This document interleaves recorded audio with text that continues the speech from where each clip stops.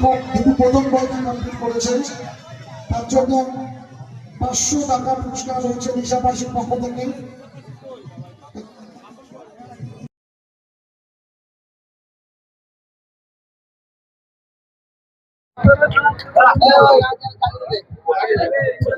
এবং সঞ্জু সরকারের পক্ষ থেকে 200 টাকা।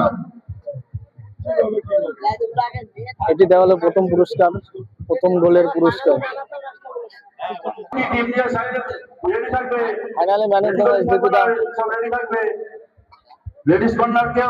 দীপুদা ফাইনালে man of the match. Goalkeeper হয়েছে জয়দেব, গোলকিপার জয়দেব এবং man of the tournament Dipu.